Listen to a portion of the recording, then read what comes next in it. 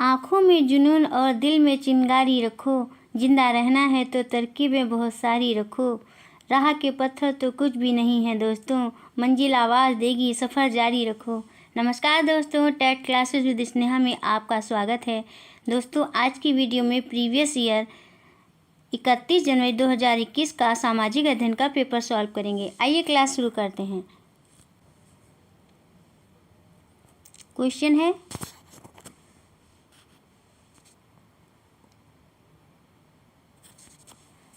भारत में शरद ऋतु के संबंध में कथन ए, बी और सी पर विचार कीजिए और सही विकल्प का चयन कीजिए।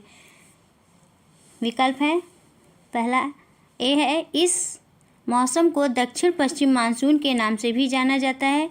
बी है, इस मौसम में पवन बंगाल की खाड़ी तथा अरब सागर से स्थल की ओर बहती हैं। और सी है, यह मौसम मानसून के आने तथा आगे बढ़ने का मौसम है। बताइए दोस्तों, कौन सा ऑप्शन सही हो जाएगा? 31 का फोर्थ ऑप्शन सही हो जाएगा। ए, बी और सी सभी गलत हैं। भारत में शरद ऋतु मध्य सितंबर से आरंभ होकर मध्य नवंबर तक रहती है। इस मौसम को लौटते मानसून के नाम से भी जाना जाता है। इसलिए ये मौसम में ये उत्तर पूर्व व्यापारी पवनी स्थल से समुद्र की ओर बहती हैं। लौटते मानसून के द्वारा तमिलनाडु तट पर कुछ मात्रा में वर्षा होती है। भारत में दक्षिण पश्चिम मानसून के आगमन और आगे बढ़ने के काल को वर्षा ऋतु के नाम से जाना जाता है। नेक्स्ट क्वेश्चन है,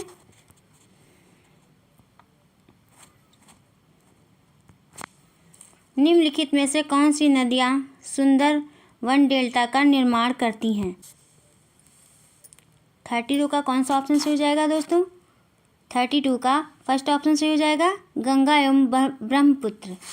बंगाल की खाड़ी में गंगा और ब्रह्मपुत्र नदियां सुंदरवन डेल्टा का निर्माण करती हैं। यह विश्व का सबसे बड़ा नदी डेल्टा है। यहाँ पर मैंग्रोव नामक दलदली वन पाए जाते हैं। यहाँ सुंदरी के वृक्ष बहुतायत में होते हैं। सुंदरवन बंगाल टाइगर का निवास स्थान भी है। नेक्स्ट क्वेश्चन है 33 क्वेश्चन, दिए गए लक्षणों ए और बी के आधार पर वायुमंडलीय परत की पहचान कीजिए। ए है, अंतरिक्ष में प्रवेश करने वाले उल्कापिंड इस परत में आने पर जल जाते हैं। बी है, इस परत में बढ़ती ऊंचाई के साथ तापमान घटता है। 33 का थर्ड ऑप्शन से हो जाएगा, मध्यमंडल। मध्यमंडल वायुमंडल की तीसरी परत है जो समतापमंडल के ठीक ऊपर होती है। यह लगभग 80 किलोमीटर की ऊंचाई तक फैली है। अंतरिक्ष से प्रवेश करने वाले उल्कापिंड यदि इस परत में आने पर जल जाते हैं। इस परत में ऊंचाई बढ़ने के साथ तापमान घटता है। नेक्स्ट क्वेश्चन है 34 क्वेश्चन, आतपन का संबंध है। आतपन का संबंध है किससे है दोस्तों? कौन सा ऑप्शन से होगा? 34 का थर्ड ऑप्शन से हो जाएगा, सूर्य ऊर्जा के साथ। आतपन सूर्य ऊर्जा से संबंधित है। यह एक महत्वपूर्ण कारक है जो तापमान को प्रभावित करता है। सूर्य से आने वाली वह ऊर्जा जिसे पृथ्वी रोक लेती है आतपन कहलाती है। आतपन का मीन्स होता है सूर्य तप की मात्रा भूमध्य रेखा से ध्रुवों की ओर घटती है, इसलिए तापमान उसी प्रकार घटता जाता है। नेक्स्ट क्वेश्चन है 35 क्वेश्चन, उचित विकल्प के साथ निम्नलिखित का मिलान कीजिए। सूची 1 है, शंकुधारी वन, भूमध्य सागरीय वनस्पति, उष्ण कटिबंधीय सदाबहार वन, शीतोष्ण सदाबहार वन। और सूची 2 से मिलाना है। शंकुधारी वन जो होंगे उनका मिलान नरम काष्ठ वाले सदाबहार वृक्ष से होगा। और भूमध्य सागरीय वनस्पति का मिलान महाद्वीपों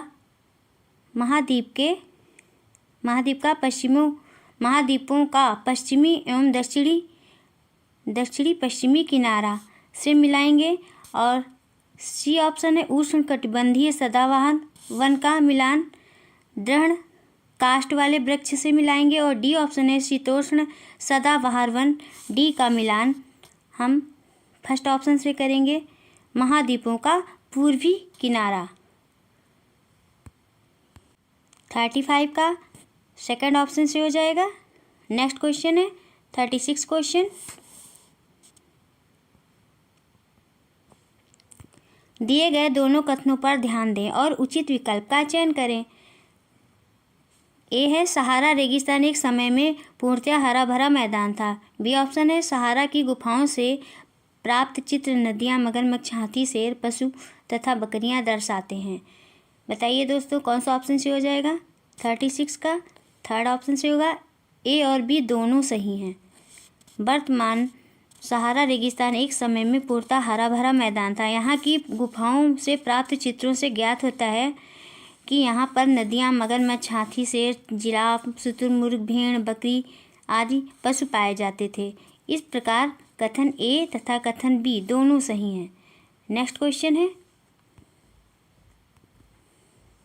37 क्वेश्चन, डॉल्फिन के बारे में दिए गए ए, बी और सी कथनों पर विचार कीजिए और सही विकल्प का चयन कीजिए। कथन ए है गंगा और ब्रह्मपुत्र नदी के आलवण जल में डॉल्फिन पाई जाती है। कथन बी है डॉल्फिन अभयारण्य बिहार राज्य में अवस्थित है। और सी कथन है डॉल्फिन की उपस्थिति से जल की शुद्धता का पता चलता है। 37 का कौन सा ऑप्शन सही होगा दोस्तों? 37 का फर्स्ट ऑप्शन सही हो जाएगा। ए, बी और सी तीनों सही हैं। डॉल्फिन गंगा और ब्रह्मपुत्र नदी के आलवड़ी जल में पाई जाने वाली एक स्तनधारी जलीय जीव है। इसे भारत का राष्ट्रीय जलीय जीव घोषित किया गया है। डॉल्फिन अभयारण्य बिहार राज्य में स्थित है। डॉल्फिन की उपस्थिति से जल की शुद्धता का पता चलता है। इस प्रकार कथन ए, बी और सी तीनों सही हैं। नेक्स्ट क्वेश्चन है 38 क्वेश्चन, बायोगैस अनिवार्य रूप से निम्न में से किनका मिश्रण है? बताइए दोस्तों किनका मिश्रण है? 38 का फर्स्ट ऑप्शन से हो जाएगा मीथेन और कार्बन डाइऑक्साइड का। बायोगैस अनिवार्य रूप से मीथेन तथा कार्बन डाइऑक्साइड गैसों का मिश्रण है। इसे जैव गैस भी कहते हैं। इस गैस को बनाने में उपयोग होने वाला आरंभिक पदार्थ गोबर होता है, इसलिए इस गैस को गोबर गैस भी कहते हैं। नेक्स्ट क्वेश्चन है 39 क्वेश्चन है, संसाधन के बारे में कथन ए और बी पर विचार कीजिए और सही उत्तर का चयन कीजिए। ए विचार है सभी संसाधनों का आर्थिक मूल्य होता है। बी विचार है समय और प्रौद्योगिकी दो महत्वपूर्ण कारक हैं जो पदार्थों को संसाधन में परिवर्तित कर सकते हैं। 39 का फर्स्ट ऑप्शन सही हो जाएगा। ए गलत है परंतु बी सही है। प्रत्येक वस्तु जिसका उपयोग आवश्यकताओं को पूरा करने के लिए किया जाता है संसाधन कहलाती हैं। इसका उपयोग या उपयोगिता इसे मूल्य प्रदान करते हैं। कुछ संसाधनों का आर्थिक मूल्य होता है जबकि कुछ संसाधनों का आर्थिक मूल्य नहीं होता है। समय और प्रौद्योगिकी दोनों महत्वपूर्ण कारक हैं जो पदार्थ को संसाधन में परिवर्तित कर सकते हैं। इस प्रकार प्रश्न के अनुसार दिए गए कथनों में से कथन ए गलत है जबकि कथन बी सही है। नेक्स्ट क्वेश्चन है 40 क्वेश्चन, निम्न में से ऊर्जा के परंपरागत स्रोत के समूह की पहचान कीजिए। 40 का आंसर होगा फर्स्ट ऑप्शन से हो जाएगा खनिज तेल, प्राकृतिक गैस, ईंधन।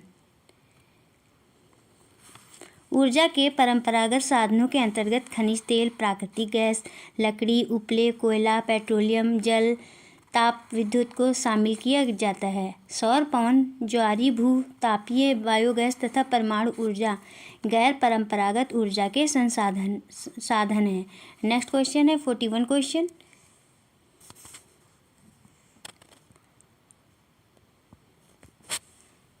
प्राकृतिक संसाधनों के प्रकार का उनके वर्गीकरण के साथ मिलान करें। 41 का आंसर होगा फर्स्ट ऑप्शन से हो जाएगा विकास एवं प्रयोग का स्तर। ए का मिलान हो जाएगा ए से वास्तविक और संभाव्य, और बी है उद्गम। उद्गम का मिलान हो जाएगा जैव और अजैव। वितरण का मिलान हो जाएगा सी ऑप्शन है वितरण का मिलान हो जाएगा थर्ड ऑप्शन से सर्वव्यापक और स्थानिक। डी ऑप्शन है भंडार का मिलान हो जाएगा फोर्थ से नवीकरणीय और अनवीकरणीय। नेक्स्ट क्वेश्चन है 42 क्वेश्चन, दिए गए दोनों कथनों पर ध्यान दें और उचित विकल्प का चयन करें। कथन ए है, लगभग 12,000 वर्ष पहले भारत में कई क्षेत्रों में गर्मी बढ़ने के कारण घास वाले मैदान बनने लगे। बी कथन है, हिरण, बारहसिंगा, बकरी, भेड़ और मवेशी जैसे जानवरों की संख्या बढ़ी। बताइए दोस्तों कौन सा ऑप्शन सही हो जाएगा। 42 का थर्ड ऑप्शन सही हो जाएगा। ए और बी दोनों सही हैं और ए का कारण बी है। लगभग 12,000 वर्ष पहले मध्य पाषाण युग के प्रारंभ में दुनिया की जलवायु में बड़े बदलाव आए, जिसके कारण भारत के कई क्षेत्रों में गर्मी बढ़ने के कारण घास वाले मैदान बनने लगे। इससे हिरन, बारहसिंगा, भेड़, बकरी और गाय जैसे पशुओं की संख्या बढ़ने लगी। इस दौरान भारतीय उपमहाद्वीपों में खेती और पशुपालन की शुरुआत मानी जाती है। इस प्रकार कथन ए तथा कथन बी दोनों सत्य हैं, परंतु ए का कारण बी है। नेक्स्ट क्वेश्चन है 43 क्वेश्चन,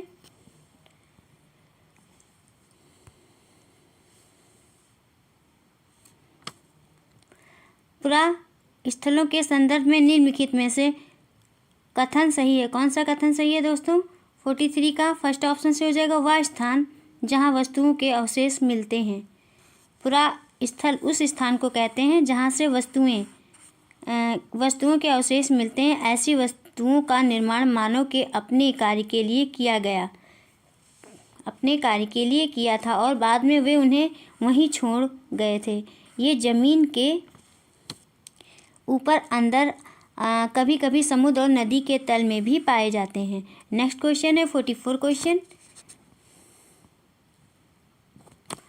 हड़प्पा सभ्यता के लोग बनाते थे। क्या बनाते थे दोस्तों। ए है पत्थर की मोहरें, बी है पीले रंग से डिजाइन किए गए पात्र, सी है लोहे से बनी तकलियाँ, डी है सोने से बने बर्तन। 44 का आंसर हो जाएगा सेकंड ऑप्शन से हो जाएगा, ए और डी। हड़प्पा सभ्यता के लोग पत्थर की मोहरें बनाते थे जो मुख्यतः आयताकार थीं। इन मोहरों पर सामान्यतः जानवरों के चित्र पाए जाते थे। हड़प्पा काल में सोने और चांदी से बर्तन बनाए जाते थे। इसके अतिरिक्त तांबे और कांसे के औजार, हथियार, गहने और बर्तन बनाए जाते थे। नेक्स्ट क्वेश्चन है 45 क्वेश्चन, एक महापाषाण कब्र में 2 कंकालों के अवशेष थे। इन दोनों में से महिला के कंकाल का अनुमान लगाने हेतु देखना होगा। क्या देखना होगा। ए ऑप्शन ए है हड्डियों की संरचना, बी है कंकालों के साथ मिले आभूषण, सी है कंकालों के आकार, डी है कंकालों के साथ मिले खाना पकाने के बर्तन। बताइए दोस्तों कौन सा ऑप्शन से हो जाएगा। 45 का फर्स्ट ऑप्शन से हो जाएगा केवल ए। कंकाल के अध्ययन के लिए एक महापाषाण कब्र में 2 कंकालों के अवशेषों में से महिला के कंकाल का अनुमान लगाने के लिए हड्डियों की संरचना को देखना होता था। नेक्स्ट क्वेश्चन है 46 क्वेश्चन, निम्नलिखित को प्रारंभिक काल से शुरू करके आरोही क्रम में लगाएं। ए है वेदों की रचना की शुरुआत, बी है महापाषाणों के निर्माण की शुरुआत, सी है इनाम गांव में कृषकों का निवास और डी है चरक। 46 का फर्स्ट ऑप्शन सही हो जाएगा, A B C D. Rigveda सबसे प्राचीन वेद है जिसकी रचना लगभग 3,500 वर्ष पहले हुई थी, और बी है महापाषाण कब्रें बनाने की प्रक्रिया लगभग 3,000 वर्ष पहले प्रारंभ हुई थी।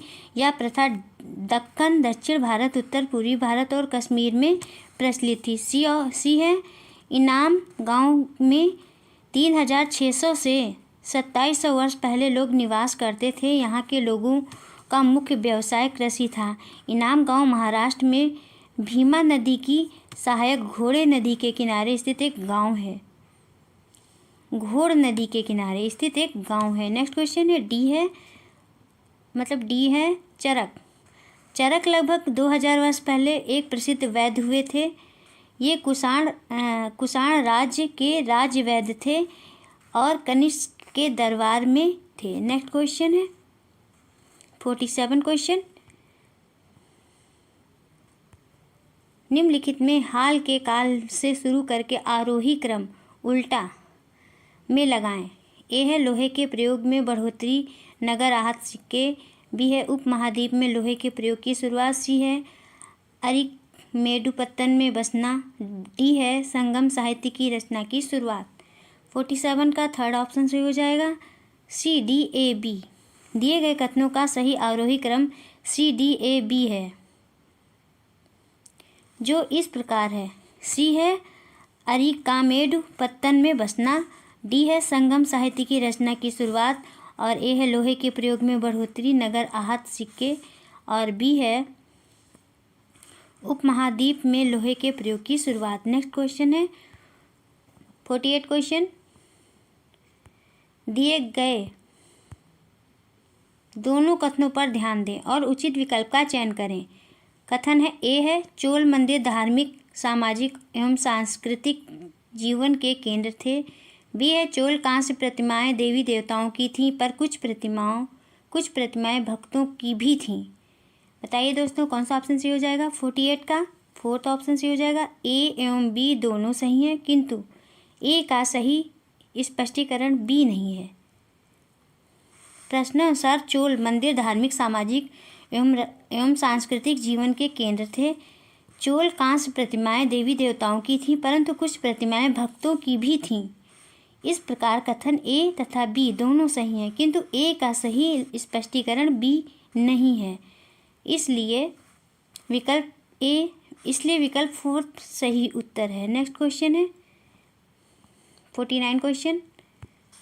दिए गए दोनों कथनों पर ध्यान दें और उचित विकल्प का चयन करें। ए कथन है दिल्ली के सुल्तानों के समय तवारीख के लेखकों ने जन्म सिद्ध अधिकार और लिंग भेद पर आधारित आदर्श समाज व्यवस्था बनाए रखने की सलाह दी। बी है उनके विचारों से सारे लोग सहमत होते थे। बताइए दोस्तों कौन सा ऑप्शन सही हो जाएगा। 49 का फर्स्ट ऑप्शन सही हो जाएगा। ए सही है किंतु बी गलत है। दिल्ली सल्तनत के सुल्तानों के समय तवारीख के लेखक अपने इतिहास सुल्तानों से इनाम पाने के लिए लिखा करते थे। ये लेखक अक्सर शासकों को जन्म सिद्ध अधिकार और लिंग भेद पर आधारित आदर्श समाज व्यवस्था बनाए रखने की सलाह देते थे। उनके विचारों से सारे लोग सहमत नहीं होते थे। इस प्रकार कथन ए सही है, परंतु कथन बी गलत है। इसलिए विकल्प पहला सही उत्तर है। नेक्स्ट क्वेश्चन है 50 क्वेश्चन।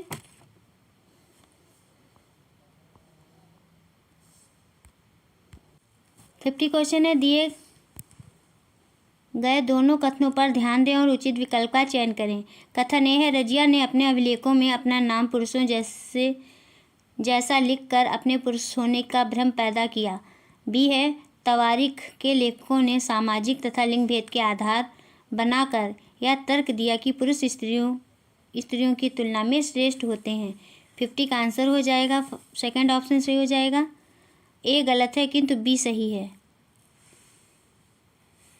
रजिया सुल्तान 1236 से 40 ईस्वी ने अपने अभिलेखों और सिक्कों पर खुदवाया कि वह सुल्तान इल्तुतमिश की बेटी थी तथा तवारीख के लेखकों ने सामाजिक और लिंग भेद के आधार बनाकर यह तर्क दिया कि पुरुष स्त्रियों की तुलना में श्रेष्ठ होते हैं।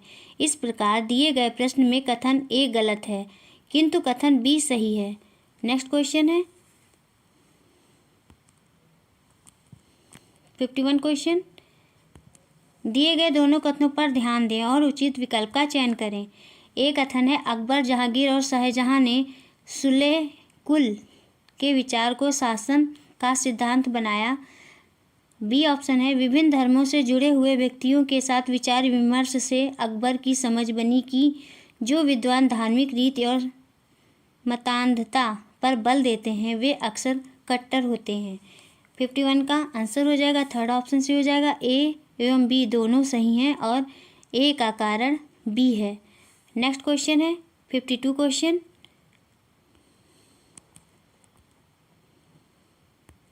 दिए गए दोनों कथनों पर ध्यान दें और उचित विकल्प का चयन करें। एक कथन है दिल्ली के सुल्तानों और मुगलों के काल में श्रेणीबद्ध समाज ज़्यादा सरल हो सरल हो गया। बी है जनजातीय समाज कई असमान वर्गों में विभाजित नहीं था। 52 का कौन सा ऑप्शन सही हो जाएगा दोस्तों? 52 का सेकंड ऑप्शन सही हो जाएगा। ए गलत है किंतु बी सही है। दिल्ली के सुल्तानों और मुगल काल में श्रेणीबद्ध समाज ज़्यादा जटिल हो गया। इस काल में जनजातीय समाज कई असमान वर्गों में विभाजित नहीं थे और न ही सामाजिक नियमों और कर्मकांडों को मानते थे। इस प्रकार कथन ए गलत है और कथन बी सही है, इसलिए विकल्प दूसरा सही उत्तर है। नेक्स्ट क्वेश्चन है 53 क्वेश्चन। दिए गए दोनों कथनों पर ध्यान दें और उचित विकल्प का चयन करें। एक कथन है बहादुर शाह जफर ने मुखियाओं और शासकों को चिट्ठी लिखकर अंग्रेजों से लड़ने के लिए भारतीय राज्यों का एक संघ बनाने का आह्वान किया। बी ऑप्शन है बहादुर शाह जफर के 1857 ईस्वी की बगावत को अपना समर्थन देने फैसले ने स्थिति रातों रात पीड़ित बगावतियों के पक्ष में बदल दी। 53 का थर्ड ऑप्शन से हो जाएगा। ए और बी दोनों सही हैं एवं ए ने बी को सुनिश्चित किया। 1857 की क्रांति के सिपाहियों की मांग पर बहादुर शाह जफर ने मुखियाओं और शासकों को चिट्ठी लिखकर अंग्रेजों से लड़ने के लिए भारतीय राज्यों का एक संघ बनाने का आह्वान किया। बहादुर शाह जफर के द्वारा 1857 की बगावत को अपना समर्थन देने के फैसले के बाद स्थिति रातों रात पीड़ित बगावतियों के पक्ष में बदल गई।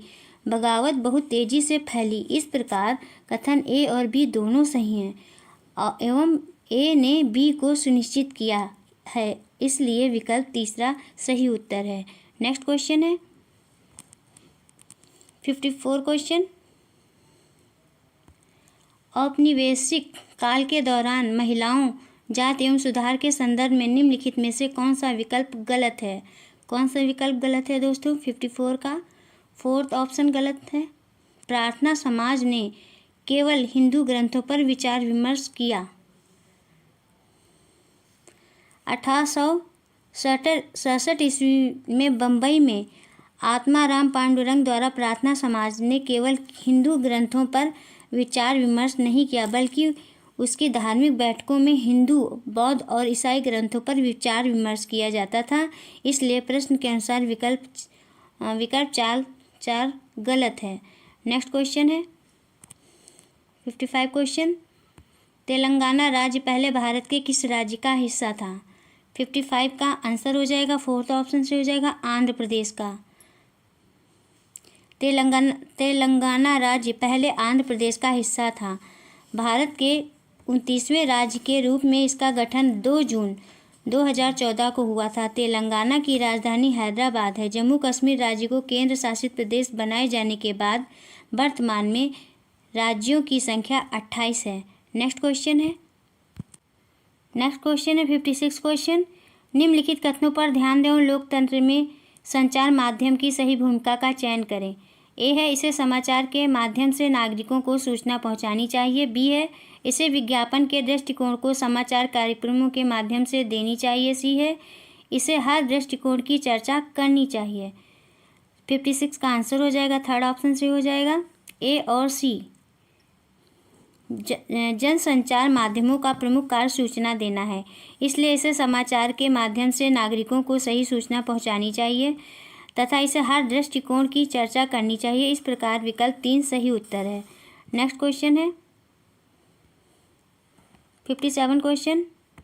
निम्नलिखित में से कौन सा विज्ञापन रूढ़िवादी चित्रण का उदाहरण नहीं है? नहीं पे ध्यान देना है दोस्तों। 57 का आंसर हो जाएगा फर्स्ट ऑप्शन से हो जाएगा स्पोर्ट्स जूते के विज्ञापन में एक लड़की फुटबॉल खेलती हुई। स्पोर्ट्स जूते के विज्ञापन में एक लड़की फुटबॉल खेलती हुई दिखाना रूढ़िवादी चित्रण का उदाहरण नहीं है। नेक्स्ट क्वेश्चन है 58 क्वेश्चन। दिए गए लक्षणों ए और बी के आधार पर महाद्वीप की पहचान करें। ए है यह विश्व का सबसे छोटा महाद्वीप है जो पूरी तरह से दक्षिणी गोलार्ध में स्थित है। बी है इसे द्वीपीय महाद्वीप भी कहा जाता है। 58 का सेकंड ऑप्शन से हो जाएगा ऑस्ट्रेलिया। ऑस्ट्रेलिया विश्व का सबसे छोटा महाद्वीप है जो पूरी तरह से दक्षिणी गोलार्ध में स्थित है। इसे द्वीपीय महाद्वीप भी कहा जाता है। यह चारों तरफ से महासागरों तथा समुद्रों से घिरा हुआ है। नेक्स्ट क्वेश्चन है 59 क्वेश्चन। सौरमंडल में हम जैसे जैसे सूर्य से दूर जाते हैं, कौन सा ऑप्शन से होगा दोस्तों? 59 का फर्स्ट ऑप्शन से हो जाएगा। ग्रहों द्वारा सूर्य के चारों ओर एक परिक्रमण करने की अवधि बढ़ती जाती है। सौरमंडल में हम जैसे जैसे सूर्य से दूर जाते हैं तो ग्रहों द्वारा सूर्य के चारों ओर एक परिक्रमण करने की अवधि बढ़ती जाती है। सौरमंडल में कुल 8 ग्रह हैं। बुध सूर्य का सबसे निकट ग्रह है जो सूर्य की परिक्रमा सबसे कम 88 दिनों में पूरी करता है, और वरुण सूर्य के सबसे दूर स्थित ग्रह है। इसलिए सूर्य की परिक्रमा 165 वर्ष में पूरी करता है। नेक्स्ट क्वेश्चन है 60 क्वेश्चन।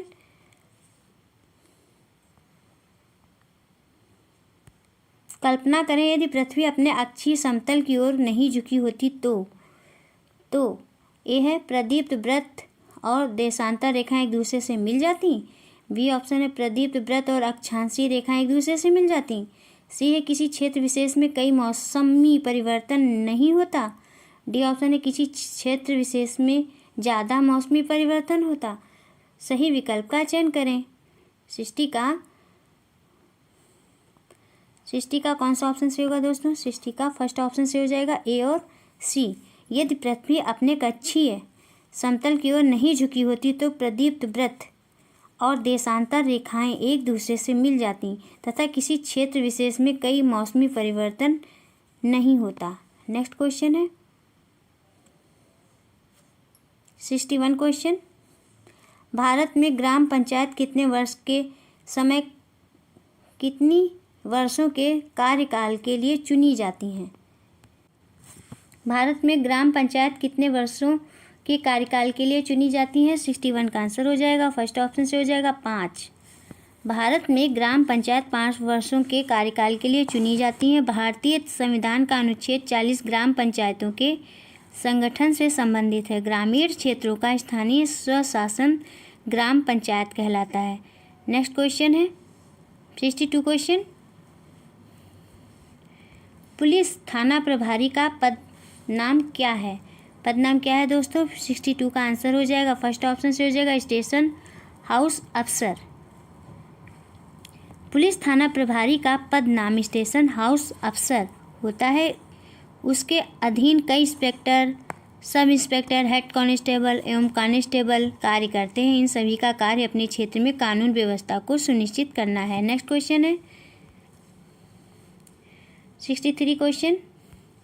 हिंदू उत्तराधिकार अधिनियम में लाए गए 2005 के संशोधन ने निम्नलिखित में से क्या मुहैया कराया? 63 का आंसर हो जाएगा सेकंड ऑप्शन से हो जाएगा महिलाओं का पारिवारिक संपत्ति में बराबर हिस्सेदारी का अधिकार। हिंदू उत्तराधिकार अधिनियम में लाए गए 2005 के संशोधन में महिलाओं का पारिवारिक संपत्ति में बराबर हिस्सेदारी का अधिकार है। नए कानून के अनुसार बेटों, बेटियों और उनकी मां को जमीन में बराबर का हिस्सा मिलता है। नेक्स्ट क्वेश्चन है 64 क्वेश्चन। भारतीय संविधान की व्याख्या का अंतिम अर्थ निर्णायक किसे माना जाता है? 64 का थर्ड ऑप्शन से हो जाएगा न्यायपालिका। भारतीय संविधान की व्याख्या का अंतिम अर्थ निर्णायक न्यायपालिका को माना जाता है। सर्वोच्च न्यायालय संविधान में निहित प्रावधानों तथा उसमें उपयोग की गई शब्दावली के अर्थ एवं निहितार्थ के विषय में अंतिम कथन प्रस्तुत कर सकता है। नेक्स्ट क्वेश्चन है 65 क्वेश्चन। अत्याचार निवारण अधिनियम 1989 को निम्नलिखित में से कौन से समुदाय को न्याय दिलाने के लिए पारित किया गया था? 65 का आंसर हो जाएगा थर्ड ऑप्शन से हो जाएगा आदिवासी एवं दलित। अत्याचार निवारण अधिनियम 1989 को आदिवासी और दलित समुदाय को न्याय दिलाने के लिए पारित किया गया था। भेदभाव एवं हिंसा का विरोध करने के लिए अनुसूचित जनजाति और अनुसूचित जाति के लोग इस अधिनियम के तहत शिकायत दर्ज कर सकते हैं। नेक्स्ट क्वेश्चन है 66 क्वेश्चन। ऐसी राजनीतिक व्यवस्था जिसमें एक से ज़्यादा स्तर की सरकार हो उसे डैश में क्या फिल करेंगे दोस्तों, कहा जा सकता है। क्या कहा जा सकता है? 64 का फोर्थ ऑप्शन से हो जाएगा संघवाद। ऐसी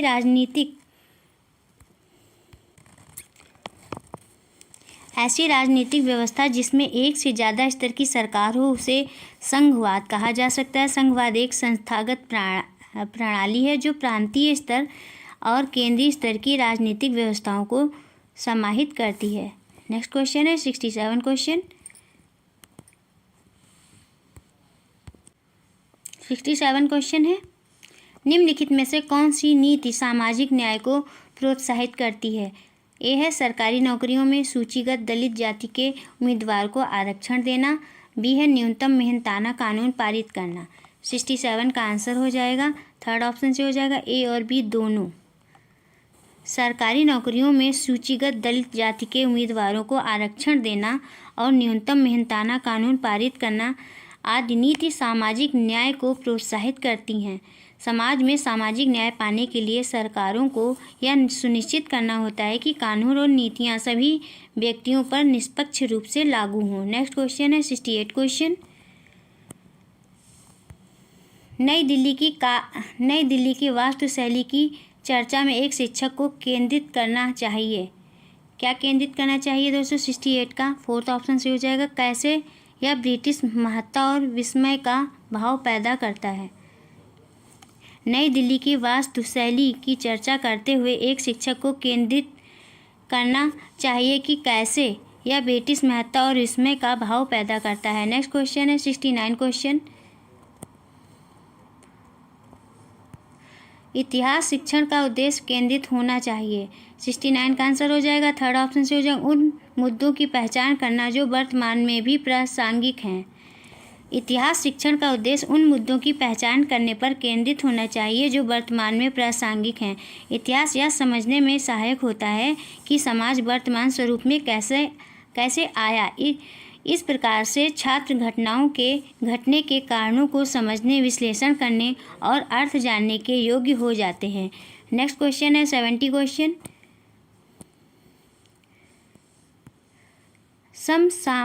समसामयिक मुद्दों को सामाजिक विज्ञापन की कक्षा में लाने का क्या उद्देश्य होने चाहिए?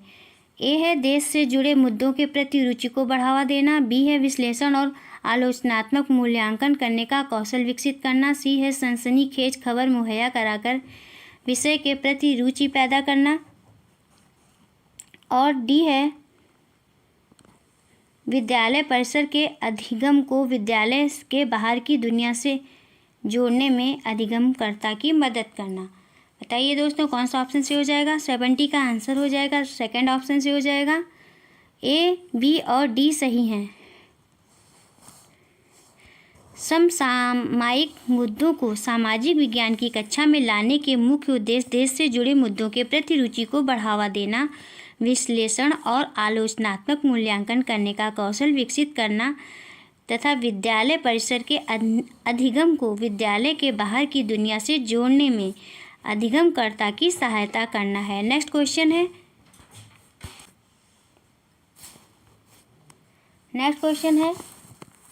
71 क्वेश्चन। सामाजिक विज्ञान की कक्षा में समानता पर चर्चा करते समय उद्देश्य होने चाहिए। ए है अधिगमकर्ताओं के साथ गरिमा से जुड़े मुद्दों को संबोधित करना। बी है सभी का सम्मान करने के प्रति अधिगमकर्ताओं को संवेदनशील बनाना। डी है संविधान में परिलक्षित मूल्यों पर आधारित होना। डी है यह समझाना कि हर तरह का अंतर असमानता की तरफ ले जाता है। सही विकल्प का चयन करें। 71 का आंसर हो जाएगा, फर्स्ट ऑप्शन से हो जाएगा। ए, बी और सी सही हैं। सामाजिक विज्ञान के कक्षा अध्यापक द्वारा समानता विषय पर चर्चा करते समय अधिगमकर्ताओं के साथ गरिमा से जुड़े मुद्दों को संबोधित करना, सभी का सम्मान करने के प्रति अधिगमकर्ताओं को संवेदनशील बनाना और संविधान में परिलक्षित मूल्यों पर आधारित होना आदि आदि उद्देश्य होने चाहिए। नेक्स्ट क्वेश्चन है 72 क्वेश्चन।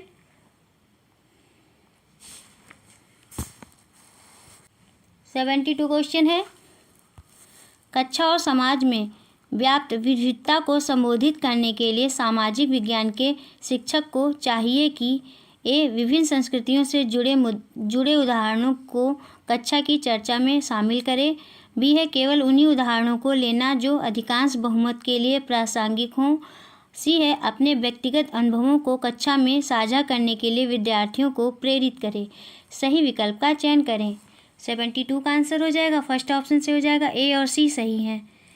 कक्षा और समाज में व्याप्त विविधताओं को संबोधित करने के लिए सामाजिक विज्ञान के शिक्षक को विभिन्न संस्कृतियों से जुड़े उदाहरणों को कक्षा की चर्चा में शामिल करना चाहिए तथा अपने व्यक्तिगत अनुभवों को कक्षा में साझा करने के लिए विद्यार्थियों को प्रेरित करना चाहिए। नेक्स्ट क्वेश्चन है 73 क्वेश्चन। सामाजिक विज्ञान में आकलन को बल देना चाहिए। 73 का आंसर हो जाएगा, फोर्थ ऑप्शन से होगा, अपने अधिगम को विभिन्न दैनिक परिस्थितियों से जोड़ने की अधिगमकर्ताओं की क्षमता का मूल्यांकन करना। अपने अधिगम को विभिन्न दैनिक परिस्थितियों से जोड़ने की अधिगमकर्ताओं की क्षमता का मूल्यांकन करने के लिए सामाजिक विज्ञान में आकलन को बल देना चाहिए। नेक्स्ट क्वेश्चन है 74 क्वेश्चन। द्वितीय स्रोत का उदाहरण है।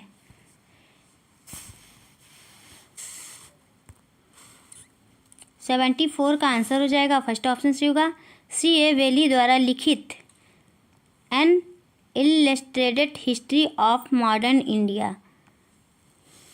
सी ए बेली द्वारा लिखित an illustrated history of modern India एक द्वितीय स्रोत का उदाहरण है।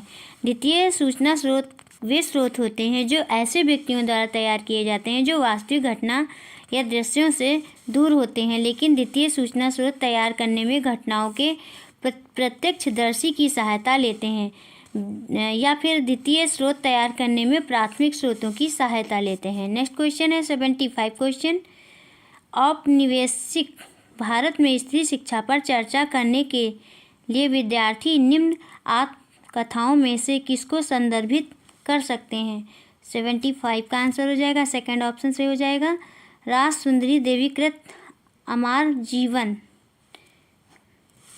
औपनिवेशिक भारत में स्त्री शिक्षा पर चर्चा करने के लिए विद्यार्थी राज सुंदरी देवी द्वारा बंगला में लिखित अमर जीवन आत्मकथा को संदर्भित कर सकते हैं। स्त्री पुरुष तुलना ताराबाई शिंदे कृत मराठी कहानी है। सुल्तान का स्वप्न रुकैया रखावत हुसैन कृत काल्पनिक नारीवादी कहानी है। और मणि मैखले सत्तनार कृत एक संगम साहित्य है। नेक्स्ट क्वेश्चन है 76 क्वेश्चन। भूगोल शिक्षण को किन मुद्दों से जुड़े संदर्भ में परिप्रेक्ष्य का विकास करना चाहिए। ए है संसाधन और संरक्षण, बी विकास और संस्थापन, सी है विविधता में एकता से जुड़ी चुनौतियां और डी है मानव विकास। सही विकल्प का चयन करें। 76 का आंसर हो जाएगा, फोर्थ ऑप्शन से हो जाएगा, ए बी और डी। भूगोल शिक्षण को संसाधन और संरक्षण, विकास और विस्थापन एवं मानव विकास आदि के मुद्दों से जुड़े संदर्भ में परिप्रेक्ष्य का विकास करना चाहिए। नेक्स्ट क्वेश्चन है 77 क्वेश्चन। एक सक्रिय सामाजिक विज्ञान की कक्षा अधिगमकर्ताओं को प्रेरित करती है। 77 का आंसर हो जाएगा, फोर्थ ऑप्शन से हो जाएगा, चुनौतीपूर्ण प्रोजेक्ट के भागीदार बनना। चुनौतीपूर्ण प्रोजेक्ट में भागीदार बनना। एक सक्रिय सामाजिक विज्ञान की कक्षा अधिगमकर्ताओं को चुनौतीपूर्ण प्रोजेक्ट में भागीदार बनने के लिए प्रेरित करती है।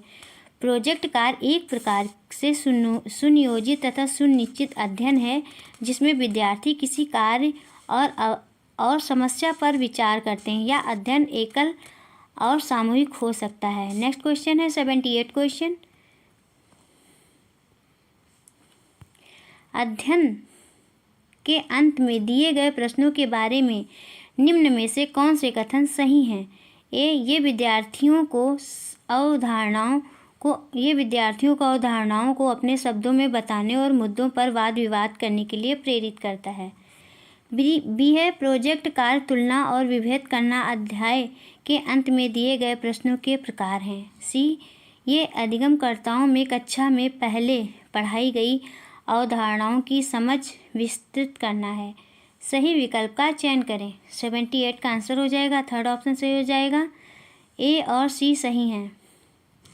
अध्याय के अंत में दिए गए प्रश्न विद्यार्थियों को अवधारणाओं को अपने शब्दों में बताने और मुद्दों पर वाद विवाद करने के लिए प्रेरित करते हैं और कक्षा में पहले पढ़ाई गई अवधारणाओं की समझ विकसित करते हैं। नेक्स्ट क्वेश्चन है 79 क्वेश्चन। सामाजिक और राजनीतिक जीवन की पाठ्य पुस्तकों में सामाजिक और राजनीतिक मुद्दों की परिभाषाएं और विवरण दिया गया है। बी संस्थाओं और प्रक्रियाओं को ऐसे चित्रित किया गया है जैसे कि वे उसी तरह कार्यान्वित हैं जैसे संविधान में उनकी कल्पना की गई है। सी है लोगों व क्षेत्रों से जुड़े विभिन्न ठोस उदाहरणों को प्रस्तुत किया गया है। सही विकल्प का चयन करें। 79 का आंसर होगा, सेकंड ऑप्शन से हो जाएगा, ए और सी। सामाजिक और राजनीतिक जीवन की पाठ्य पुस्तक में सामाजिक और राजनीतिक मुद्दों की परिभाषाएं और विवरण दिया जाता है तथा लोगों व क्षेत्रों से जुड़े विभिन्न ठोस उदाहरणों को प्रस्तुत किया जाता है। नेक्स्ट क्वेश्चन है 80 क्वेश्चन। डॉक्टर अंबेडकर के कोरेगांव जाते हुए अनुभवों का वर्णन करते हुए एक शिक्षक पूछते हैं, क्या आपको लगता है स्टेशन पर लोगों ने डॉक्टर अंबेडकर और उनके भाइयों के प्रति भेदभाव किया? इस प्रश्न में शिक्षक किस कौशल पर जोर दे रहे हैं? 80 का आंसर हो जाएगा, सेकंड ऑप्शन से हो जाएगा, परिस्थितियों से अनुमान लगाना। डॉक्टर अंबेडकर के कोरेगांव जाते हुए अनुभव का वर्णन करते हुए शिक्षक का प्रश्न परिस्थितियों से अनुमान लगाने के कौशल के विकास पर जोर देता है। नेक्स्ट क्वेश्चन है 81 क्वेश्चन। बाजार विषय का परिचय देने के लिए कौन सी शिक्षण शास्त्रीय विधि सर्वोत्तम हो सकती है? 80 का आंसर हो जाएगा, सेकंड ऑप्शन से हो जाएगा, एक दुकानदार को कक्षा में साक्षात्कार के लिए आमंत्रित करना। सामाजिक विज्ञान की कक्षा में बाजार विषय का परिचय देने के लिए एक दुकानदार को कक्षा में साक्षात्कार के लिए आमंत्रित करना सर्वोत्तम शिक्षण विधि हो सकती है। Next question 82 question. यही है उस ईश्वर की महिमा, इसलिए दूषण है भीतर, दूषित है काया भीतर से, इसमें कोई भ्रम ना रखना, महारी चोखा का है या कहना। एक शिक्षक के तौर पर आप इस कविता का विश्लेषण और अपने अधिगमकर्ताओं से चर्चा कैसे करेंगे? बताइए दोस्तों, कौन सा ऑप्शन से हो जाएगा? 82 का थर्ड ऑप्शन से हो जाएगा, मानवीय शुद्धता हमारे विचार और विश्वास से निर्धारित होती है। दी गई कविता के विश्लेषण द्वारा अर्थ जानने से ज्ञात होता है कि मानवीय शुद्धता हमारे विचार और विश्वास से निर्धारित होती है। नेक्स्ट क्वेश्चन है 83 क्वेश्चन। सामाजिक विज्ञान की पाठ्यचर्या उच्च प्राथमिक स्तर पर केंद्रित रहती है। ए पृथ्वी के जीवन के आवास के रूप में समझ बनाना। बी अपने क्षेत्र राज्य और देश पर अध्ययन करना।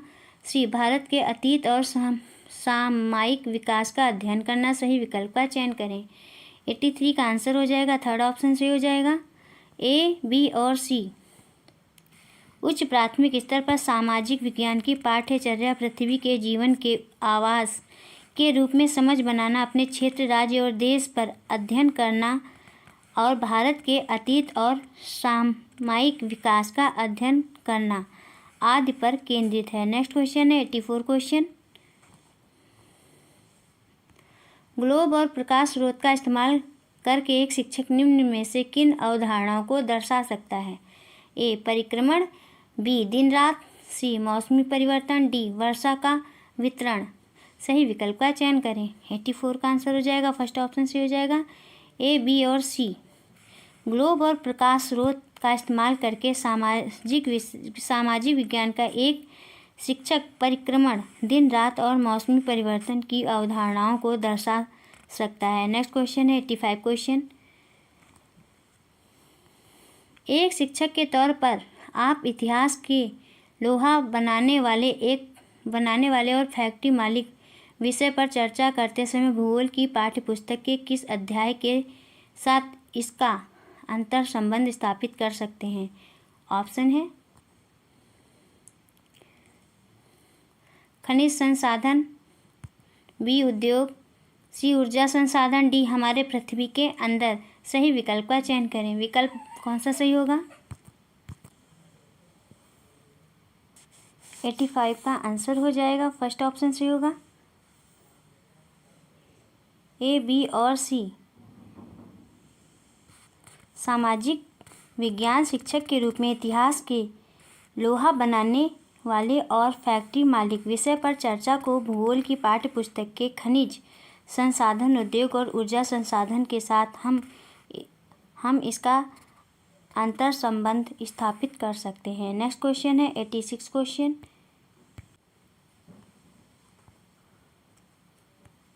एक शहर के स्कूल में भूगोल की कक्षा में वनों के प्रकार विषय का परिचय देने के लिए सर्वोत्तम विधि होगी। कौन सी होगी? 86 का आंसर हो जाएगा थर्ड ऑप्शन से हो जाएगा, विभिन्न प्रकार के वनों पर आधारित डॉक्यूमेंट्री दिखाना।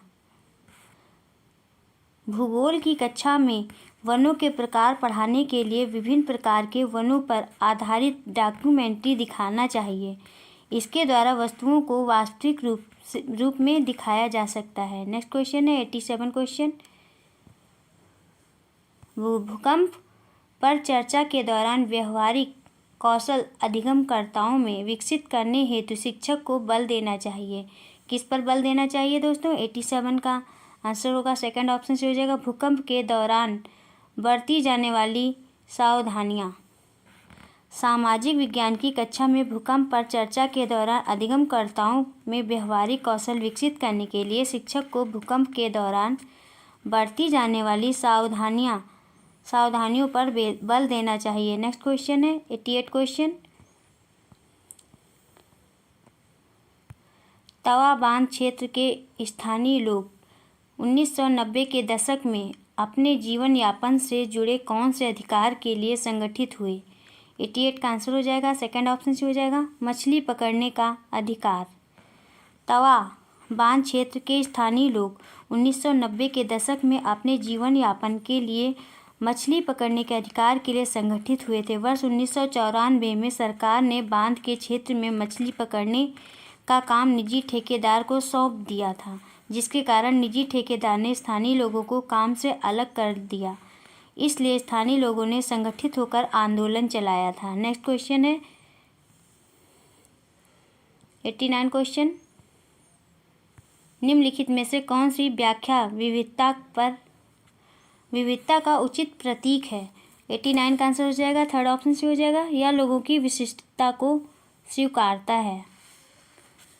विविधता लोगों की विशिष्टता को स्वीकार करती है। विविधता हमें यत्र तत्र सर्वत्र दिखाई देती है। इस प्रकार विविधता से हमारा अभिप्राय किसी भी क्षेत्र में होने वाले क्रियाकलापों से है।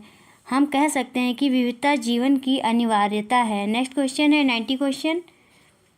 भारतीय लोकतंत्र के संदर्भ में निम्नलिखित में से कौन सा कथन गलत है? कौन सा कथन गलत है दोस्तों? 90 का फोर्थ ऑप्शन से हो जाएगा, भारत में पहला आम चुनाव वर्ष 1950 में हुआ था। 15 अगस्त 1947 को स्वतंत्रता के पश्चात भारत में पहला आम चुनाव वर्ष 1950 में हुआ था। यह अक्टूबर 1951 से फरवरी 1952 के मध्य संपन्न हुआ था। इसलिए विकल्प फोर्थ गलत कथन है।